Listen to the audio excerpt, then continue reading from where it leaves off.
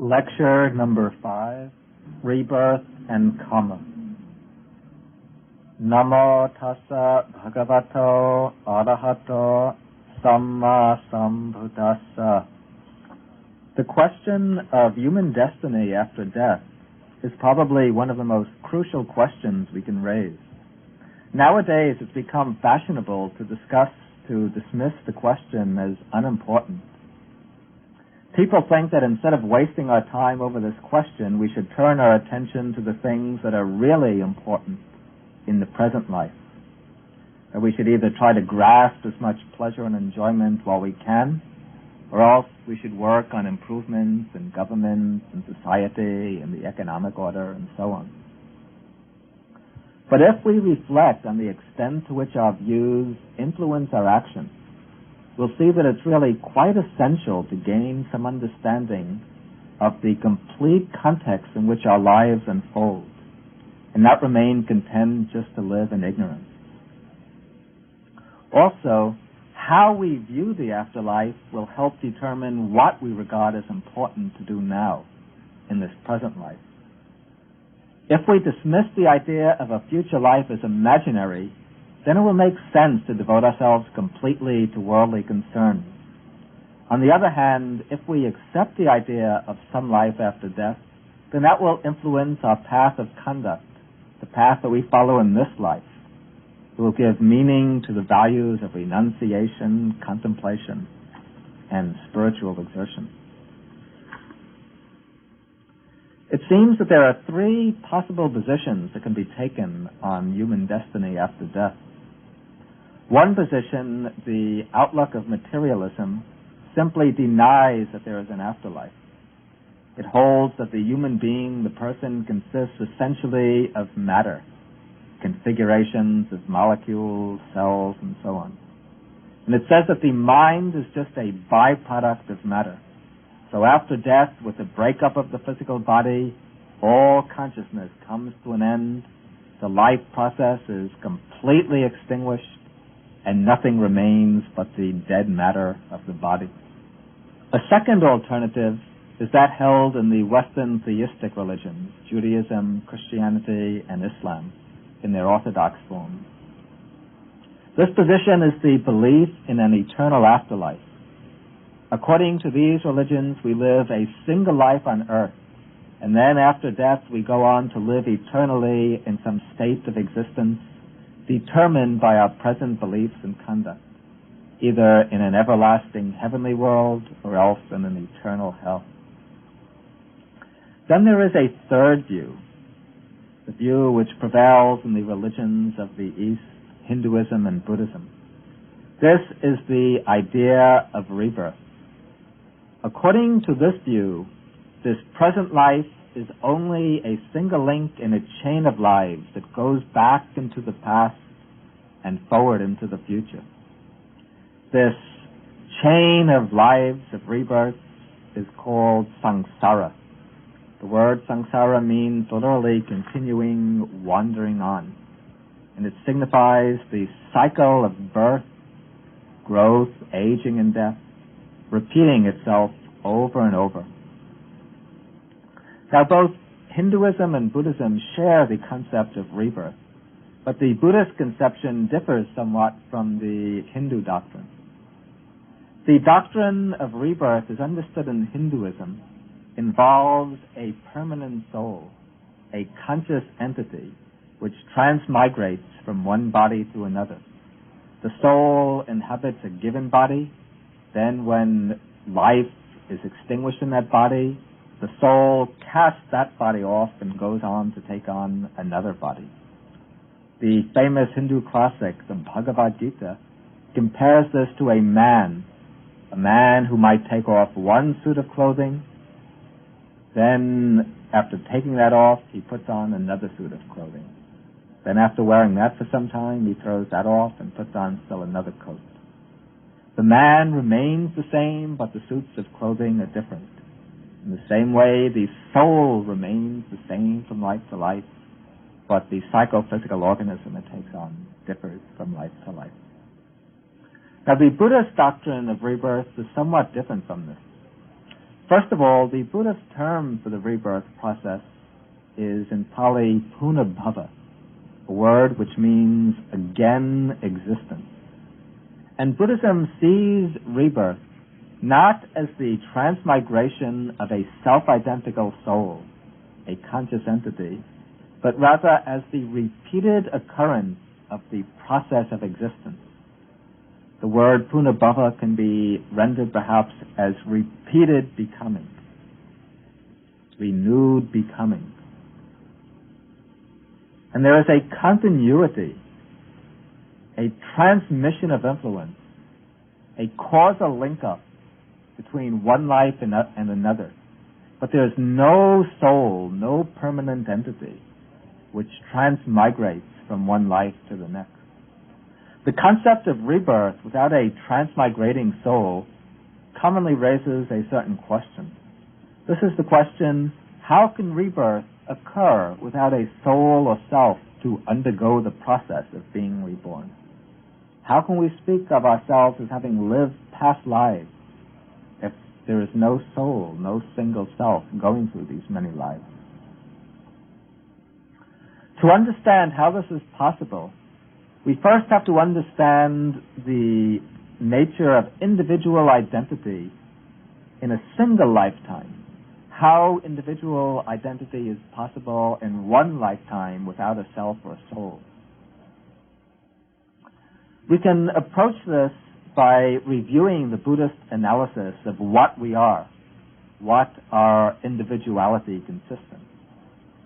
The Buddha explains that what we really are is a functionally unified combination of the 5 aggregates. The 5 aggregates fall into 2 basic types of processes. First, there's the material process, which is a current of material energy. Then there's the mental process, a current of mental happenings, mind and the mental factors. Now, both these currents consist of elements that are subject to momentary arising and passing away. What we call the body, the physical body, is not a single substantial entity, but a combination of many elements, pulsations of matter connected together in lines of transmission, becoming manifest at the material level. The mind also is not a single persisting ego entity enduring through time. The mind is a series, a connected series of mental acts made up of the 4 aggregates, the 4 mental aggregates, feelings, perceptions, the mental formations, and consciousness. These mental acts or thought moments are called in Pali chittas. Each chitta is an individual act of mind, an act of consciousness, involving the factors of feeling, perception, the mental formations, and consciousness. Each chitta arises, persists for a very brief moment performing its function, experiencing the object. Then immediately after that, it breaks up and passes away. When it breaks up and passes away, it doesn't leave any trace of itself behind. It doesn't have any core or any inner essence that remains. But as soon as the chitta breaks up and disintegrates, immediately, right afterwards, there arises another chitta, another act of mind, which again flashes into existence, experiences its object with awareness, and then passes away. And so it goes on, chitta after chitta after chitta. And thus we find the mind is a succession of chittas, of mental acts, of these momentary acts of consciousness.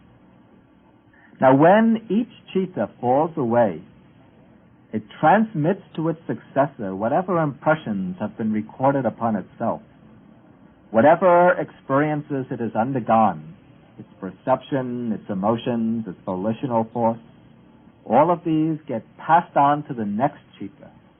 And thus all the experiences we undergo, every fleeting thought, sensation, decision, and so on, leaves its imprint on the onward flow of consciousness, on the citta santana, the continuum of mind. And this transmission of influence, this causal continuity, this gives us our continued identity. We remain the same person or being through the whole lifetime because of this continuity, even though there is no ego entity, no self standing underneath the process. Now, the physical organism, the body, and the mental continuum, the stream of chittas, occur in close interconnection. The body provides the physical basis for the succession of chittas, the flow of the mental process. And the mental process rests upon the body as its instrument and basis. But when death comes, the physical body can no longer function as the physical support for consciousness. It can no longer support the chittas, the process of mind. But when the body breaks up at death, the succession of chittas doesn't draw to an end. In the mind of the dying person, there takes place one final thought moment called the death consciousness. This last chitta, this last thought moment, signals the complete end of the life. Then following the death consciousness, there occurs another chitta, another active mind, the first chitta of the new life. And this chitta springs up with a new physical organism as its basis, a newly fertilized ovum. This first chitta of the new life continues the stream of consciousness which is just passed out of the old deceased body. The stream of consciousness is not a single entity but a process, and the process continues. The death consciousness in the series is followed by a new moment of consciousness which arises with a new physical organism as its basis. This first act of consciousness is called the patisandhi citta. We mentioned this last time. The relinking consciousness.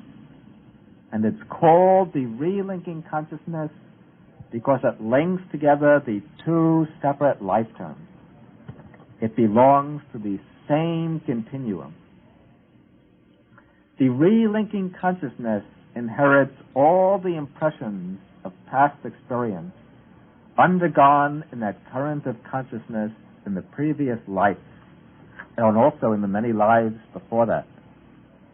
In this way, all the impressions recorded and stored up in the mental continuum, in that individual stream of experience, all of these now get transmitted to the first citta of the new life.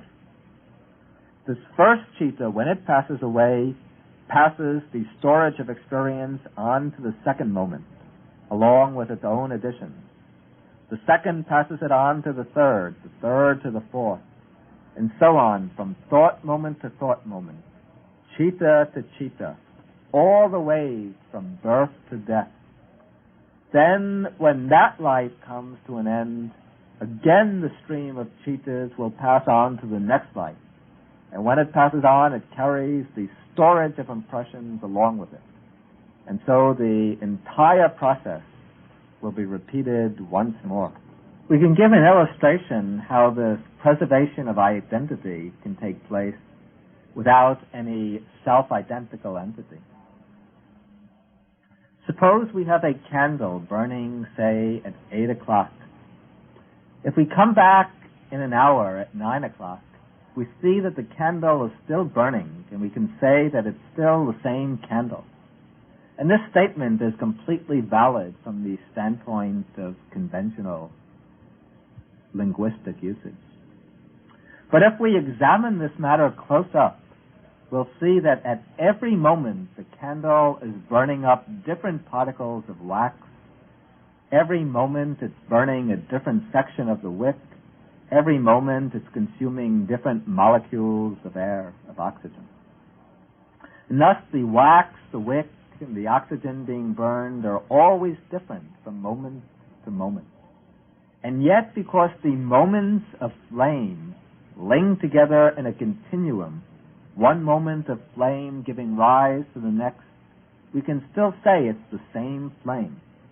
But actually the flame is different from moment to moment, because its base, its wick, its fuel, the particles of oxygen, these are all different from moment to moment.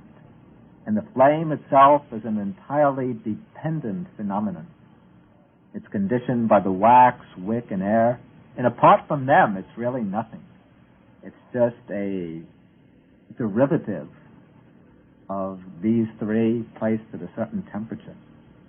Okay, now we go on to the next step. Suppose the flame reaches the bottom of the candle. We then take a new candle. We put its wick to the flame and catch the flame from the old candle onto the new one. Then the flame on the old candle goes out. So the flame has now been transmitted to the new candle. Is it the same flame or a different flame? From one angle, we can say that it's the same flame. The reason? Because it follows in continuity. It belongs to the same series. But now the flame is burning with a new physical basis, with a new candle as its support. It's burning up new particles of air, new pieces of wax, a new section of wick. We can say it's the same flame as the flame on the old candle because it caught fire from that flame and it continues the succession. But there is no absolute identity of one flame with the other because there is no condition contributing to that flame that's absolutely identical with the previous condition. It can't be called a different flame. To call it a different flame would do violence to conventional usage. Conventionally, we say it's the same flame, and yet there is no absolute or ultimate identity because the whole flame is just a process of combustion which goes on differently from moment to moment. Now we can apply the simile to the case of rebirth. The body of the candle is like the physical body of the person. The wick might be compared to the sense faculties that function as the support for the process of consciousness. The particles of oxygen, these are like the sense objects, and the flame, that is like consciousness. Consciousness always arises with the physical body as its support. It always arises through a particular sense faculty, the eye, ear, nose, tongue, body, or mind. It always has an object, sight, sound, smells, and so forth. The body, the sense faculty, and the object are always changing. And therefore, consciousness with the mental factors are always changing. But because each act of mind, each thought moment, follows in sequence from its predecessors and gives rise to the next, and because the contents of the mind, the set of impressions, tendencies, dispositions, and so on, because these are passed on from one moment to another, we speak about the body-mind compound as being the same person at different times. We say it's the same man, the same woman, and so on.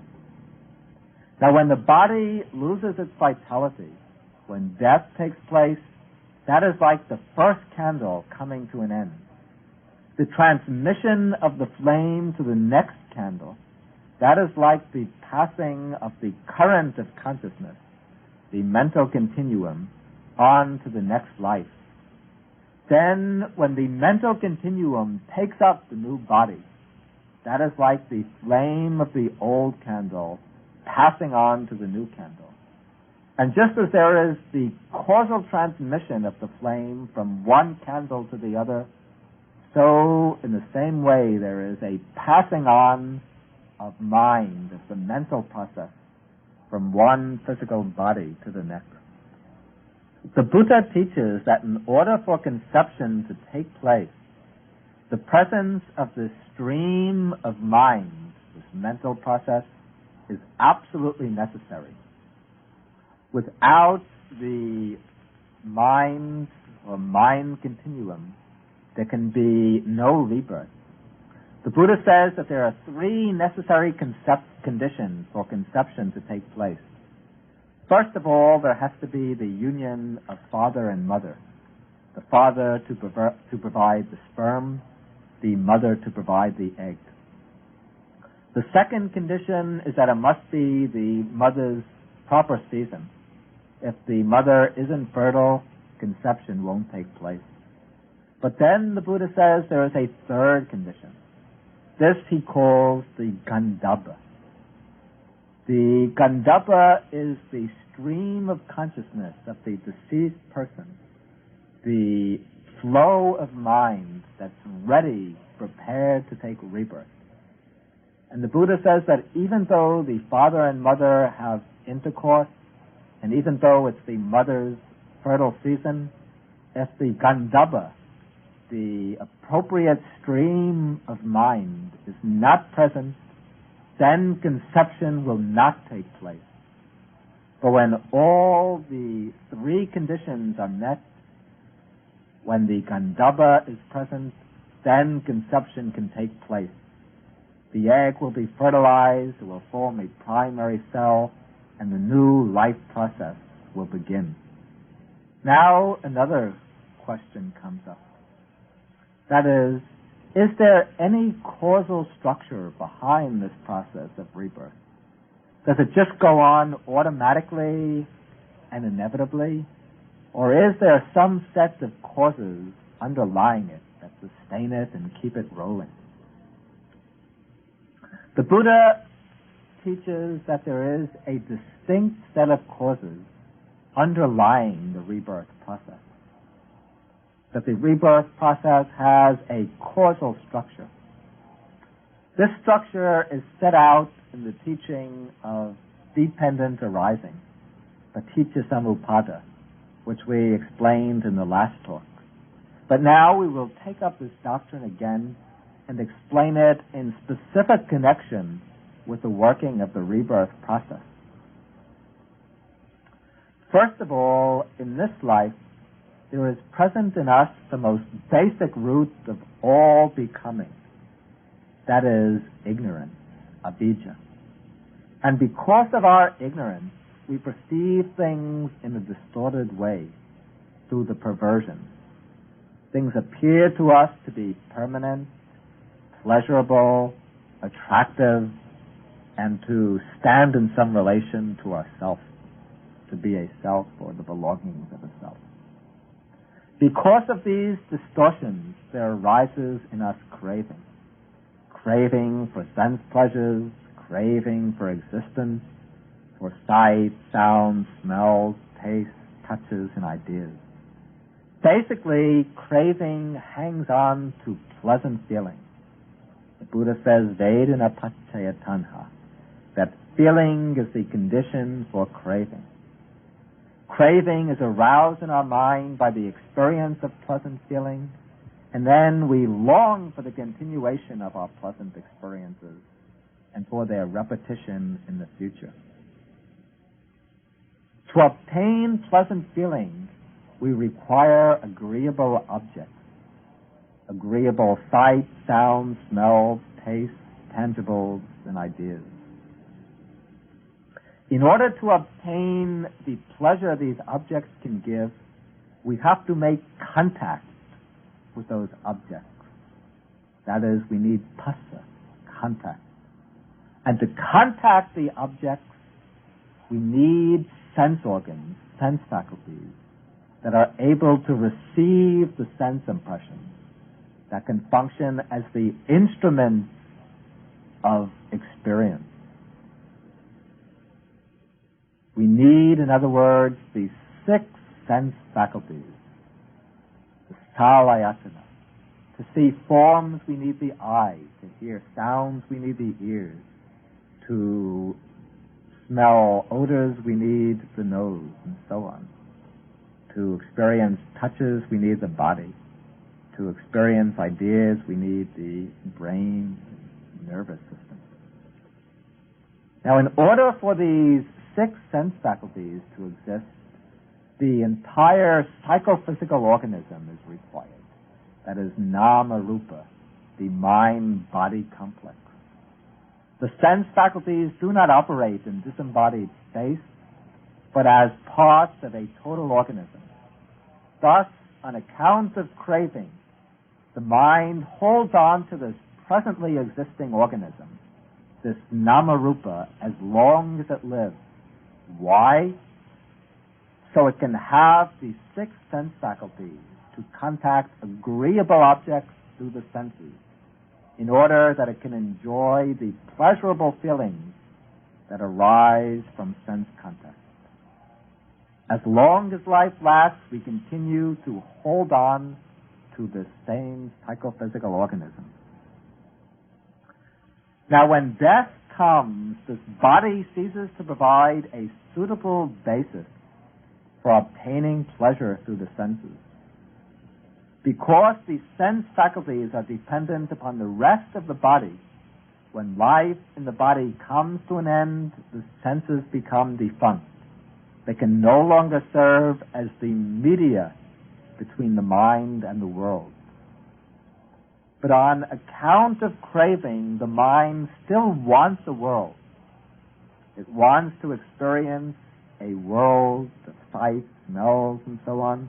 And to do so, it needs a physical body. This body can no longer support the mind. But if craving still remains, if there's still the drive for pleasure, for more experience, for continued existence, for sight, sound, smells, taste, touches, and ideas, what can be done? The mind process lets go of this body. Then, through the craving for existence, the mind process grasps hold of a new body. Thus, craving causes the stream of mind to spring up again, grasping on to a fertilized egg, lodging itself in that fertilized egg, bringing the whole storage of accumulated impressions over with it into the new psychophysical organism. And thus we see a new being has been conceived. For this reason, the Buddha calls craving the seamstress, sibini. Just as a seamstress sews together different pieces of cloth, so craving sews together one life to another. It ties together the succession of lives. Thus, samsara, the wandering on in the cycle of existence, is maintained by craving. As long as craving remains, the process goes on. Death is no barrier to the continuation of the process, to the renewal of experience through the 6 sense faculties. Craving is so powerful that it's able to bridge the gap created by death and to rebuild the whole house of sentient existence again and again, over and over. Now we come to the next question. We see that there's a tremendous variety among the living beings existing in the world. The beings we can see, people and animals, of many different sorts. So we can ask, what is it that causes us to take rebirth in a particular form? Does it all happen through coincidence, through accident, through chance, without any reason? Or is there some principle behind it? What is it that determines the form of rebirth we take?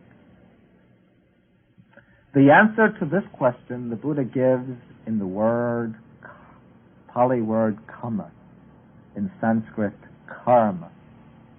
Kamma is the factor which determines the specific form our rebirth takes, which determines what kind of a person we are at the outset of our life. And it's karma, again, that determines a good number of the experiences that we undergo in the course of our life. The word kamma means literally action, deed, or doing. But in Buddhism, it means specifically volitional action. The reason, because volition is the chief factor in all action. In a sutta, the Buddha says, Chetanaham bhikkhave kammang vadami. Monks, it is volition that I call kamma. And the reason? Because having willed, one then acts through body, speech, or mind. What really lies behind all action, the essence of all action, is volition, the power of the will. And it is this volition expressing itself as action through body, speech, or mind that the Buddha calls kamma. And this means that unintentional action is not kamma. If we accidentally step on some ants while walking down the street, that is not the kamma of taking life, because there is no intention, no volition of taking life. If we speak some statement believing it to be true, and it turns out to be false, we're not to blame for the kamma of lying, because we had no intention of deceiving, of lying. Kamma refers exclusively to action that is backed up by volition and that expresses volition. Now, kamma manifests itself in three ways, through three channels called the three doors of action. These are body, speech, and mind. When we act physically, the body serves as the instrument for expressing our volition. Thus, the act done with the body is bodily kamma, kaya kamma. When we speak, expressing our thoughts and intentions verbally, that is verbal kamma, which is performed either directly through speech or else indirectly through writing, through hand signs, or other means of communication. Then when we think, plan, desire inwardly, without any outer action, that is mental kamma, mano kamma. Thus, there are three types of kamma named according to their channel of expression, the door or faculty through which the volition becomes manifest. But what lies behind all of these forms of action is really the mind. And the chief mental factor that causes the action is the volition. When one person injures another, the means of action is the body. But what really inflicts the injury is the volition, the factor of mind. When one person helps another, gives another a helping hand, what is doing the action is the body, but what lies behind the action is the mind of helpfulness. So outward actions are the expressions of volition. For this reason, the Buddha singles out volition as the decisive factor in action. And all volitional action is called kamma. People sometimes show their misunderstanding of the concept of kamma when they think of the things that happen to them as their kamma. That is not their kamma. That is the effect or the fruit of their kamma. If they meet a lot of trouble, they say, oh, this is my kamma. But that isn't their kamma. Kamma is the active force, the present action. Many of the troublesome situations people find themselves in come about because of their past kamma, their past actions. And the misery that they now feel over their situations, that is not the result of old kamma, though. That is a way of reacting to the present situation. That is a form of action, of present kamma. It is a kamma rooted in aversion, in ill will, and therefore it's an unwholesome kamma which will produce unfavorable effects in the future, which will only perpetuate their trouble. Now, the main standpoint from which Buddhism classifies karma is the ethical standpoint, since it's the ethical quality of action that determines the kind of results it will produce. And the Buddha divides karma right down the middle into two general classes. On one side, he puts unwholesome karma, akusala karma. On the other side, he puts wholesome karma, wholesome action, kusala karma. Unwholesome karma is action which is spiritually harmful and morally blameworthy. Wholesome karma is the opposite, action which is spiritually beneficial and morally praiseworthy. And the Buddha gives two basic criteria for distinguishing unwholesome and wholesome karmas. One is the intention behind the action. Action which is intended to bring about harm to oneself, to bring harm to others, or to bring harm to both, that is unwholesome karma. On the other hand, karma which conduces to the good of oneself, to the good of others, and to the good of both, that is wholesome karma. So that's the first criterion he gives. The other criterion the Buddha gives for distinguishing unwholesome and wholesome karma is the roots of action. Now, the Buddha teaches that all karma, all action, arises from certain mental factors called roots. These are the causal factors of action, the source, the motivation of action. All unwholesome actions come from three unwholesome roots.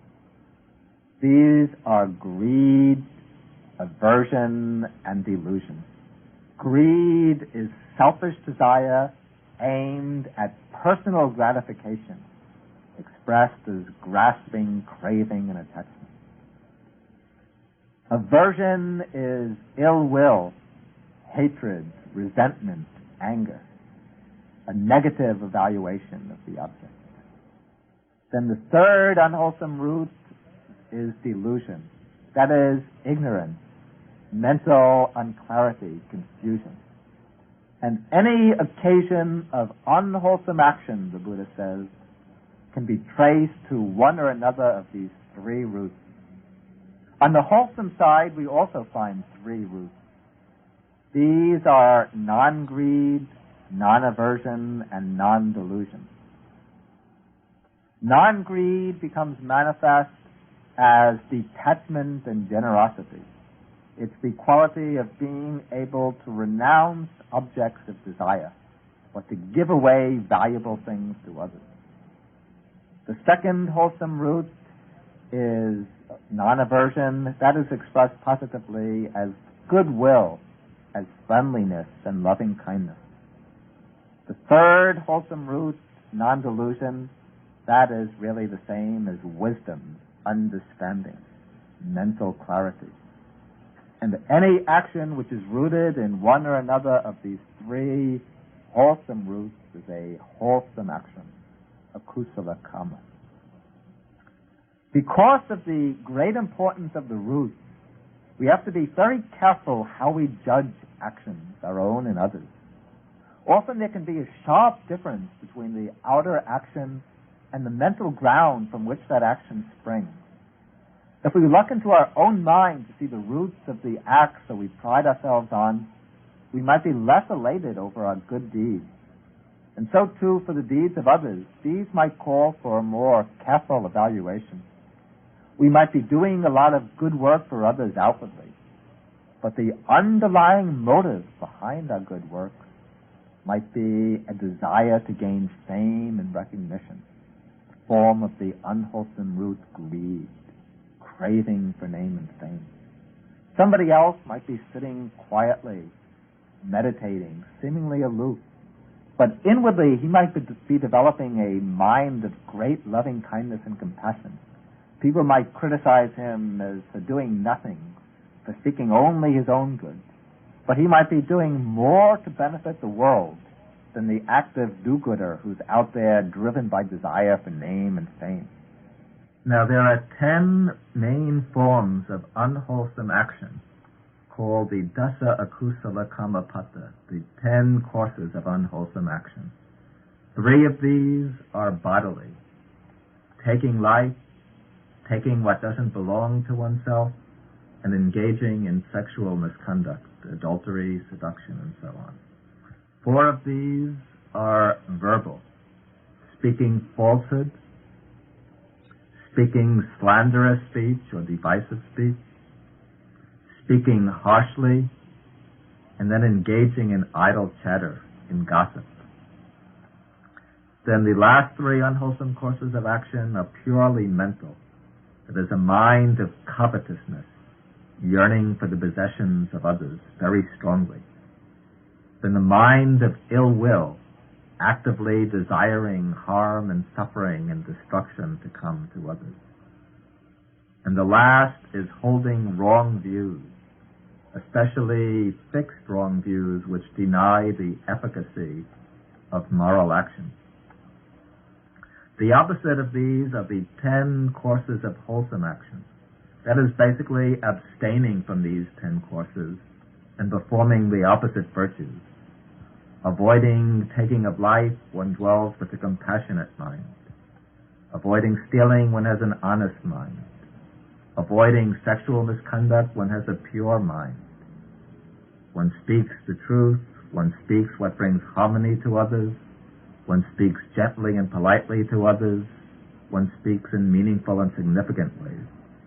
Avoiding covetousness, one remains satisfied with what one has. Avoiding ill will, one develops loving kindness. And avoiding wrong views, one holds right views. Those are the 10 courses of wholesome action. Now, karma is so important in Buddhism because our willed actions produce effects. Our willed actions, our karmas, have 2 kinds of effects. One is the immediately visible psychological effect. The other is a special kind of karmic effect. First of all, karma is important because our volitional actions, one by one, determine our characters, our personalities, the total quality of our being. Every willed action that we perform has a certain tendency to repeat itself, to reproduce itself in the future. It's somewhat like a protozoan, like an amoeba. And when the action is performed, then it leaves a track on the mind, an imprint, which can mark the beginning of a new mental tendency. As these actions multiply, then they form our character. Our character, our being, our personality is nothing really but the sum of all of our willed actions, the kind of cross-section of all our accumulated karmas. So by yielding first in simple ways to the unwholesome impulses of the mind, section of all our accumulated karmas.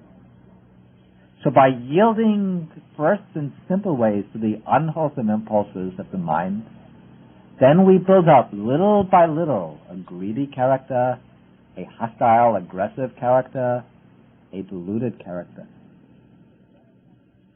On the other hand, by resisting these unwholesome desires, by replacing them by their opposites, by the wholesome qualities, then we can develop generous characters, loving and compassionate personality. We can become wise and enlightened beings.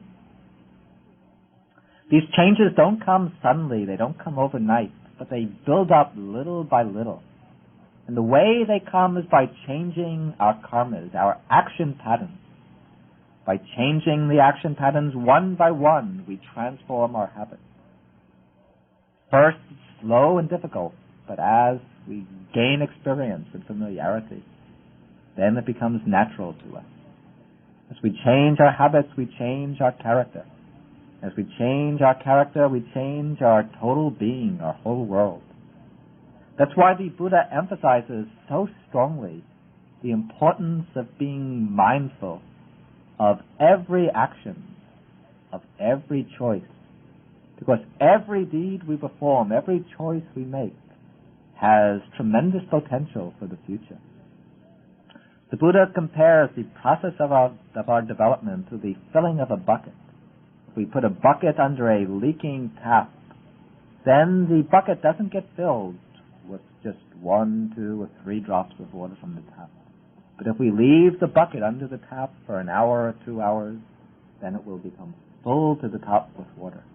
In the same way, we transform ourselves for good or for bad by our individual willed actions, which each leave their imprint, their impression on the mind, which each form the track of a new mental tendency. So that's the psychological effect of Kamma. But then Kamma is also very important, because Kamma has the ability to ripen in the future, the ability to produce results in accordance with a universal moral law. Whenever we perform a deliberate action, an act with intention, that action deposits a seed in the mind, a seed with a potency to bring about effects in the future. These effects correspond to the nature of the original action. They follow from the ethical tone of the action.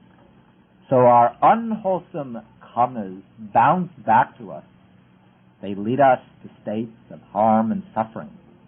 In the same way, our wholesome kammas also eventually return to us, leading to our happiness and to our well-being. Seen from this angle, the angle of the karmic law, the universe appears to maintain a certain moral equilibrium, a balance between all the morally significant deeds and the situations of those who perform them. So the law of Kamma is a moral application of the old principle that for every action there is an equal and opposite reaction. However, the working of Kamma isn't mechanical. Kamma is willed action, and will, as part of one of our faculties, is something alive and organic. And therefore, Kamma allows much room for variation, for the play of living forces. First of all, not all Kamma has to ripen as a matter of strict necessity. Every Kamma, every volitional action, has a tendency to ripen, but it doesn't always ripen inevitably. Kamma is like seeds. Seeds ripen if they meet the right conditions, but if they don't meet the right conditions, then they remain as seeds. And if they are destroyed, then they can never ripen at all in the future. Similarly, it can be said of Kamma that Kamma pushes for an opportunity to mature. It has a tendency to mature. If the Kamma meets the right conditions, if it finds the opportunity, then it will bring its results. But if it doesn't meet those conditions, then it won't ripen. And it can even be destroyed by other Kamma. And it's very important to understand that our present way of life, our attitudes, conduct, and so on, can influence the way our past kammas mature. Some past kammas that we've performed are so strong that they have to come to fruition. We can't escape them at all, no matter what we do. But the greatest number of our past kammas are conditioned by the way we live now. If we live unwisely, heedlessly, this will give the past bad kammas the opportunity to produce results, and it will hinder the good kammas from producing their effects, or else it will cancel out their good effects. On the other hand, if we live wisely and diligently now, then this will work in the opposite way. It will give the opportunity to our past good kammas. It will enable them to mature, and it will bar out our bad kammas. It will weaken them, destroy them, or prevent them from coming to fruition. Another fact to be understood about karma is that karma can produce its results at different times, even in different lives.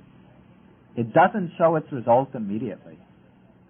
The Buddha says that there are three kinds of karmas distinguished by way of time of ripening. First, there's karma that ripens in this present lifetime. Then there's karma that will ripen in the next lifetime. And third, there's karma that will ripen in some lifetime after the next. This last kind of karma, this is the strongest. If the other two kinds, the first two kinds, don't find an opening, then they become defunct. They'll never ripen if they don't ripen either in the present life or in the next life. But this third kind of karma remains with us as long as we continue in samsara. As long as we're subject to rebirth, it can find this opportunity. It can bring its results even hundreds and thousands of aeons in the future. Now, this time lag sometimes helps us understand what might seem to be a discrepancy in the working of karma. Sometimes we see good people who meet with a lot of suffering, and then bad people who meet with great success, with good fortune. That comes about because of the time lag and the maturing of karma. The good man is reaping the results of bad karma from the past, maybe from past lives. But in the future, he will eventually gain the pleasant results from the good karma he's performing now. And in the opposite way, the bad man is enjoying good fortune because of he's reaping the results of his past good karma. But in the future, when his bad karma that he's performing now matures, then he will eventually meet with suffering. There's no escape from this balance that eventually tends to bring good results for good actions and bad results for bad actions. The working of karma is so complex and so subtle that it's almost impossible to make definite predictions. All that we can know with certainty are the tendencies, and that's enough to guide our actions. Now, karma produces its results in different ways. In two general ways it comes to fruition can be distinguished. One is to produce the type of rebirth, the basic rebirth consciousness. The other way is to produce the various results that we meet with in the course of life. At the time of death, one particular dominant karma comes to the forefront of the mind, and it steers the stream of consciousness to the new existence. Then once this takes place, once rebirth takes place, then during the course of life, other karmas mature, bringing either favorable results, success, wealth, increased talent, spiritual progress, and so on, or else bringing unfavorable results, poverty, misfortune, suffering, spiritual obstacles, so on. Now, this functioning of karma, the way good karma brings good results and bad karma brings bad results, this is an entirely natural process. It's part of the built-in structure of events, not something imposed on things by any outside power. Each action has the ability to produce the results appropriate to itself, just through the nature of the action itself. This is called the Kaminiyama, the order of karma, which functions autonomously. And the good and bad results that come from the wholesome and unwholesome actions, these are not rewards and punishments. Actions produce their results naturally through the law of cause and effect working in the moral realm. There's no director, no supervisor standing over it. Now, we might mention some specific cases that show the working of karma in our lives. In the human world, we see that some people have long lives, some short lives. Some are always healthy, some are often sick, some are beautiful, some are ugly, and so on. The question might arise, what are the causes for these differences? In a sutta, the Buddha explained in a detailed way how karma is the cause behind all these differences in the fortunes of beings. He says that the reason why some people die prematurely is because in the past they destroyed life. The karmic result of killing is to be short-lived. Other people live long lives. The cause, the Buddha says, is that in previous lives they were kind and compassionate. They had respect and reverence for life. Some people are very sickly. The cause for that, in the past they injured and hurt other beings. Some people are always healthy. These are the people who helped others, who gave and assisted others. Then those who are often angry and harsh in the past, they become ugly. Those who are patient and cheerful, they become beautiful. Some are rich. These are the people who were generous in the past. Some are poor. These are the ones who are selfish. Some are influential. These are the ones who rejoice in the good fortune of others, who sympathize with the success of others.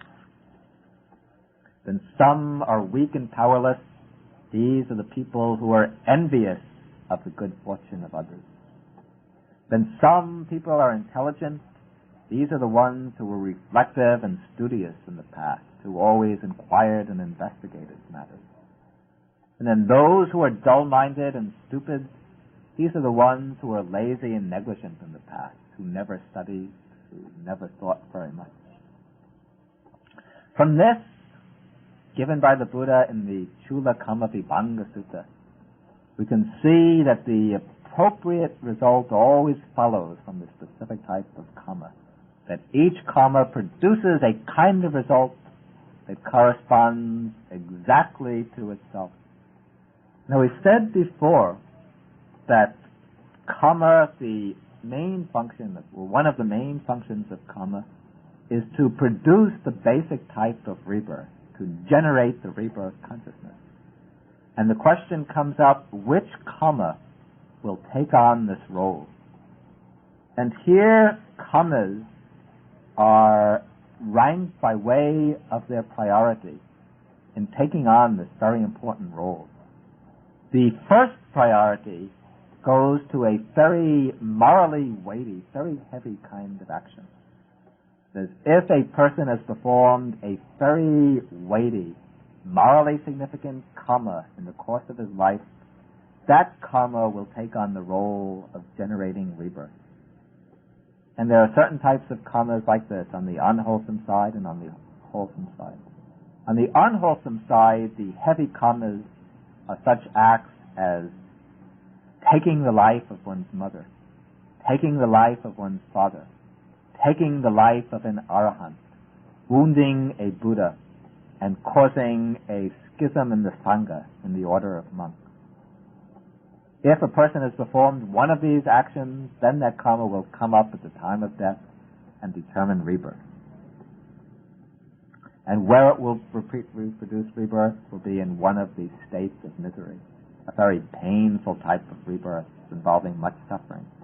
On the other hand, the weighty, wholesome karmas, these are the attainments of the higher meditative states, the jhanas, the stages of samadhi. These produce always a good rebirth, a rebirth in one of the higher worlds. Then, if there is no especially heavy karma, either good or bad, then the next karma to take precedence in determining rebirth will be some strong ethical karma performed close to the time of death.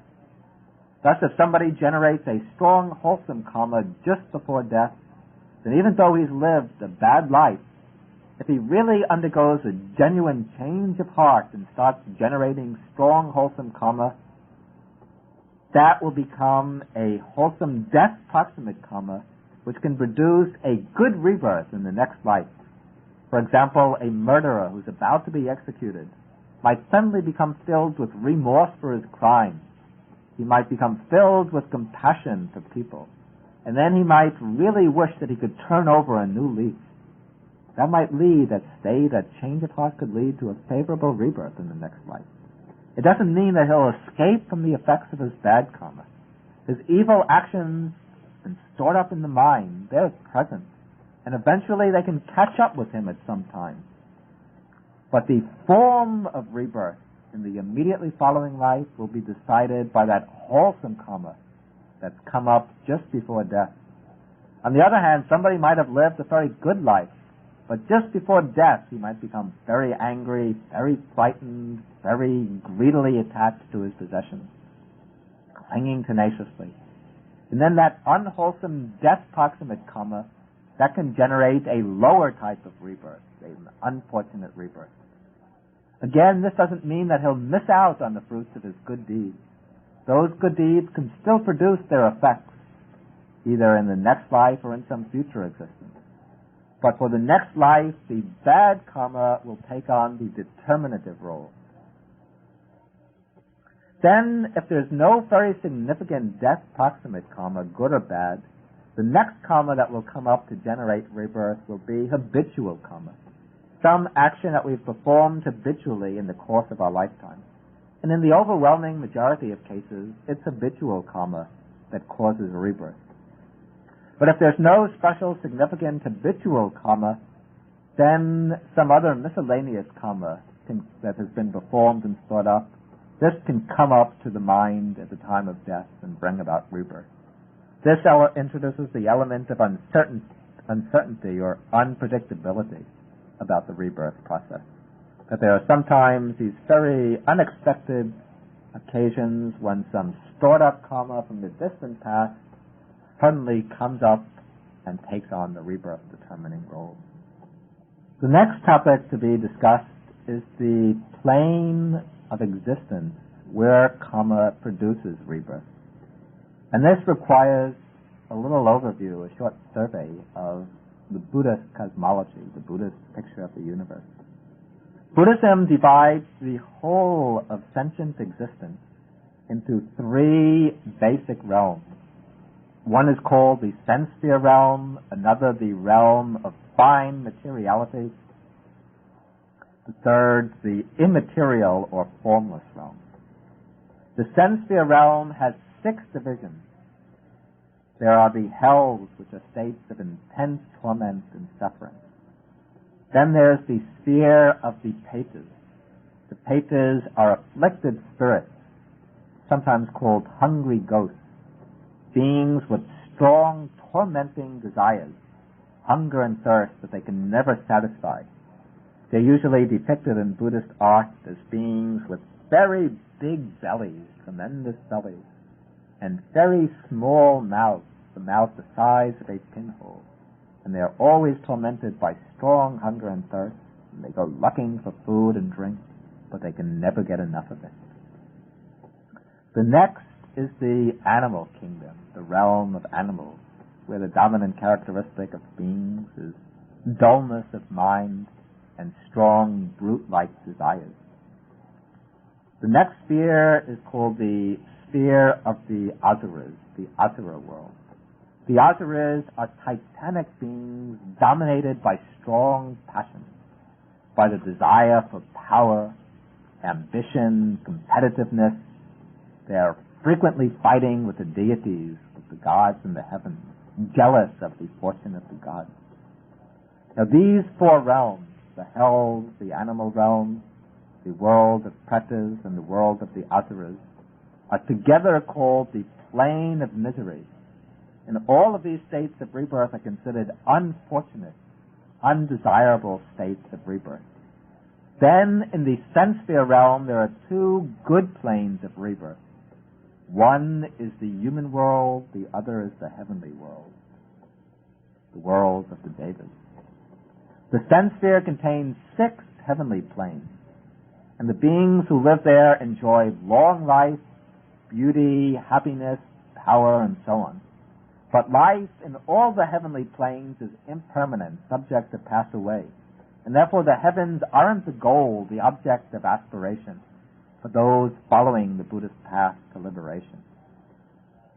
Rebirth takes place into those realms as a result of good karma, but those seeking to go beyond the round of rebirth to attain Nibbana don't make the heavenly realms their ultimate aim. In fact, the Buddha points out that of all the planes of existence, the most fortunate from the standpoint of seeking liberation is the human world. The reason is because the human world exhibits a balance of all the different forces. It exhibits the qualities of being a middle way. On the one hand, life there is not so unbearably filled with suffering that thought and reflection are not possible. It allows enough pleasure, enough ease and comfort that we can reflect on the nature of existence and that we can develop our understanding. On the other hand, life in the human world is not so intensely pleasant and enjoyable and long in duration like the heavenly world, so that we become deceived by the pleasure into taking enjoyment as always the final end of life. So we become deceived by the long lifespan into thinking that our lives are eternal. But it has just the balance of pleasure and of pain.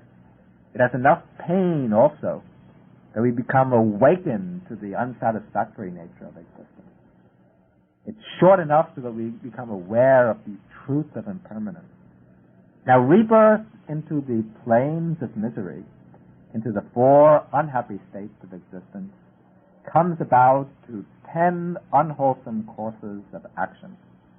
These are given as taking life, stealing, engaging in sexual misconduct, that is adultery and seduction, speaking falsehood, speaking slander, speaking harshly, speaking gossip and idle chatter, then having a mind of covetousness, a mind of ill will, and holding wrong views.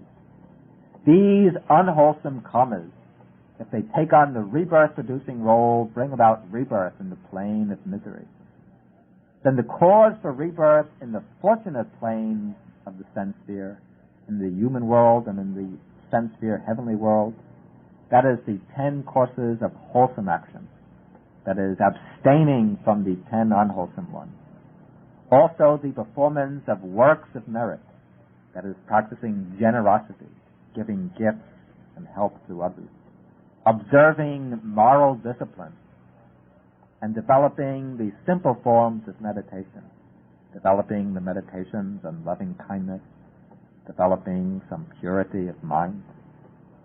When these take on the rebirth-generating role, then they produce rebirth into the human world and into the sense sphere heavenly world. Then beyond the sense sphere heavens, there is the realm of fine material forms, the realm of subtle matter. And rebirth into this realm comes about through the certain high meditative attainments called the jhanas, states of deep concentration, deep absorption, when the mind becomes pure, serene, very focused, and all the thought processes quiet down. And the jhanas have different levels of depth, and when they're attained and mastered and kept at the time of death, then they produce rebirth in one of the heavens of the fine material realm, according to their level of depth. These states of existence in the fine material realm, these are much purer even than the sense sphere realm. Here the mind becomes very pure, very luminous. The lifespan is incredibly long, lasting for aeons and aeons. And the coarse types of matter don't exist in these realms. There remains only subtle, very fine material forms. Eventually, though, life in these realms also comes to an end, and the person who has been reborn there will pass away and takes on rebirth elsewhere, as determined by his karma. Then beyond the 4 jhanas, there are 4 higher levels of samadhi called the 4 formless attainments, states of deep, extremely deep concentration. That is the sphere of infinite space, the sphere of infinite consciousness, the sphere of nothingness, and the sphere of neither perception nor non-perception. And those who attain these states of concentration, master them and possess them at the time of death, these persons will take rebirth in the immaterial realm, in the formless realm. Here, all material form, all matter comes to an end. These states of existence are entirely mental.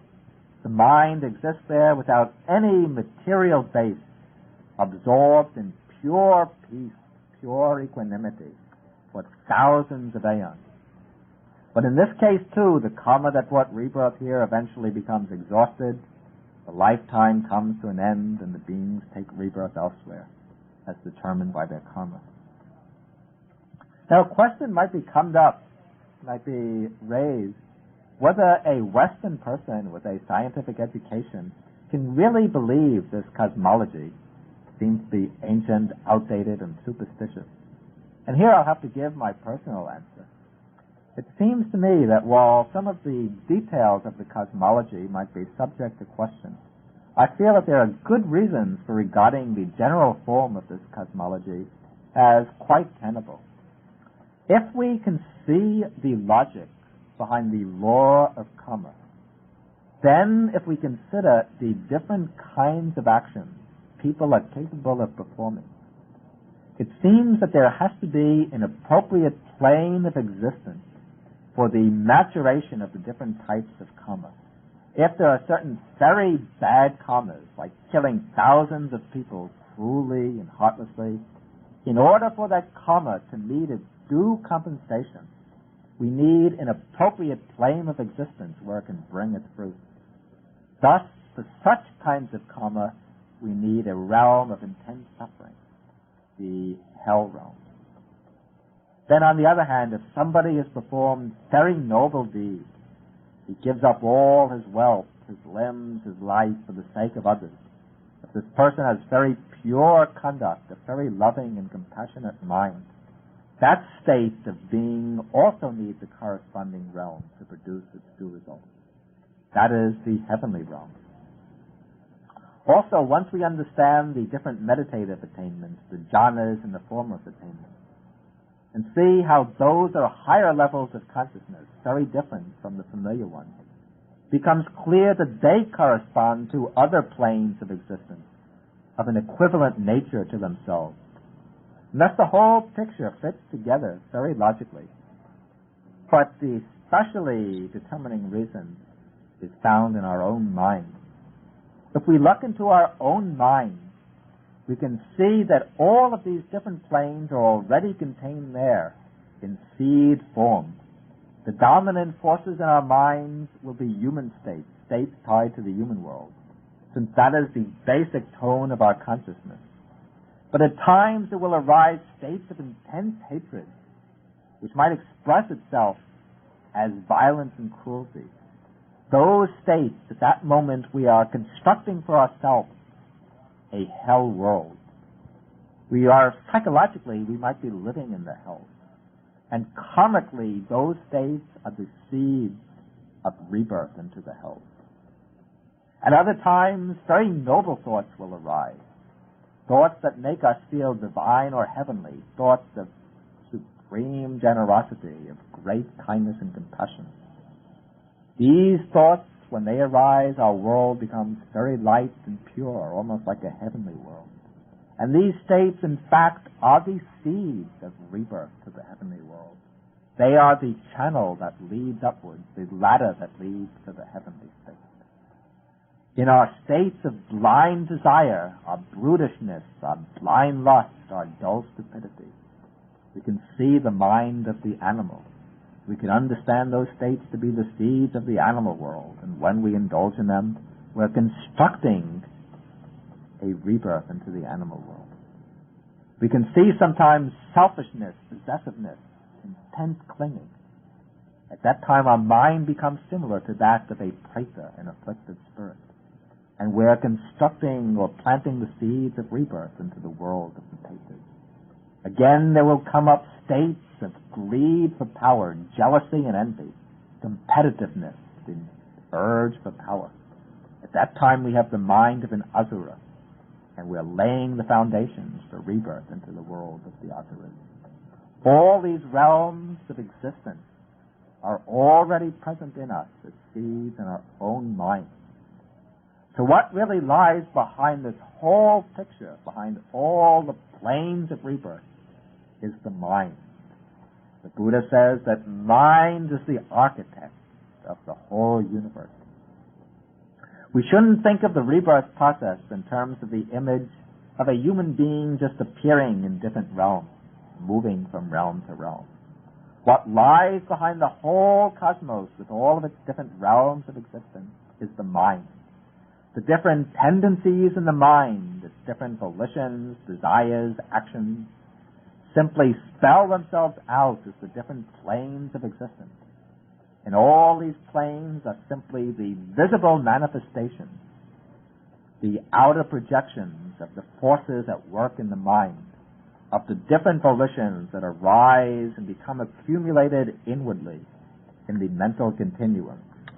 Thus the outer world with its different planes of existence is the visible register of the volitional tendencies built up and stored in the mind. And these planes simply provide the field for the mind to work out its accumulated tendencies. The Buddha says that the mind is the maker of all the world, the leader, the thing that dominates and governs all other things. And all the outward diversifications found in the world, these correspond to the diversifications of the mind, of volition. All of that is the concrete expression of the volitions in the mind coming out into the open. Now, the twin teachings on Kamma and Rebirth have several important implications for getting a correct perspective on our lives. First of all, they imply that the objective situation in which we find ourselves now is exactly the situation appropriate for ourselves. We can't blame our troubles on our environment, on our heredity, on fate, on our upbringing, and so on. All these factors have made us what we are, but the reason we've met with these circumstances is because of our past karma. According to the Buddha's teaching, we're fully responsible for what we are. We've planted the seeds in the past, and now we're reaping the results. Even our personalities are the products of our mental formations, established over many lives. We inherit the results of our own actions. This might seem to be at first a pessimistic doctrine. It seems to imply that we're the prisoner of our past karma, that we're bound in by our old actions and just have to submit to their effects. But this view would be a distortion. It's true that very often we have to reap the results of our past karma. But the important point to understand is that karma is volitional action, and volitional action takes place in the present, always and only in the present. This means that in the present we have the ability to change the entire direction of our lives. Our world space is not only a matter of objective circumstances, our environment and so on, but also of our subjective frame of mind. If we examine our lives close up, we'll see that our experience falls into two groups. Into experiences that come to us passively, which we receive independently of our choice, and experiences which we create ourselves through our choices and attitudes. The first, the objective circumstances, the passive side of experience, that is largely the effect of past karma, and that we generally have to face no matter what we think of it. But within those limitations, there is a space, the tremendous space of the present moment, in which we can construct our world with our own minds now. If we let ourselves be dominated by selfishness, hatred, ambition, dullness, then even if we're wealthy and powerful and famous, we'll still be living in misery and suffering and planting the seeds for a rebirth in a world of suffering in the future. On the other hand, even though we might be poor and in bad circumstances with much pain and misfortune, if we observe pure conduct, develop a mind of generosity and kindness and understanding, then we can transform our world.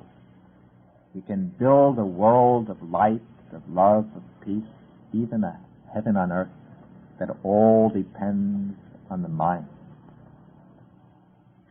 Now we come to a special topic in the Buddhist teaching on Kamma, and this is the relation of Kamma to the path of liberation. The ultimate aim in following the path of the Buddha is not simply to achieve good results by performing good karma. That is a mundane aim, not the final aim. The highest aim, the true aim, is to get beyond the chain of karma and results. As long as we go on performing karma, accumulating karma, we remain subject to birth and death, to wandering in samsara with its different realms. And then we have to meet suffering in its different forms. Whether we're living in a fortunate world or in an unfortunate world, that is secondary. All states of existence are impermanent, without substance. All are dukkha, incapable of giving final satisfaction. Good karma binds us to good results, bad karma to bad results. But whether the results are good or bad, we're still in bondage. Our chains are still chains, whether they're made of gold or iron.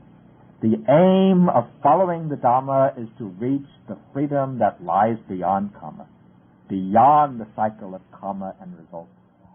That aim, that goal, is to be reached by a special type of karma, which the Buddha calls the karma that leads to the end of karma. This karma is the practice of the Noble Eightfold Path. Ordinary karma is action conditioned by clinging. If we're clinging to good, we perform good action, which leads to good results. If we're clinging to bad, we perform bad actions, which lead to bad results. The force behind both is clinging, and clinging rests upon ignorance. But there's another kind of karma, a karma which leads beyond clinging. This is the karma of practicing the path, the karma of developing mindfulness and insight. By developing mindfulness, insight, we see things as they are, as impermanent, empty phenomena, subject to conditions, rolling on through conditions. As this insight deepens, we put an end to clinging, and by eliminating clinging, we break free from the chains of karma and discover the freedom beyond karma, the freedom of liberation. The Arahant, the liberated one, doesn't generate any more karmas. He continues to act, he performs volitional actions, but his actions no longer constitute karma. They don't leave any imprint upon the mind. They don't lead to the depositing of any seed in the mental continuum with the potency to ripen in the future, to bring about rebirth or results in the future. The activities of the Arahant are called kriyas, not karma. Kriya means simple actions. He acts, he performs deeds according to his will, but his deeds leave no trace on the mental continuum. They're just like the flight of birds across the sky. The Arahant has broken the chains of karma, chains of action and results, and he's reached final deliverance, the freedom from all action and bondage.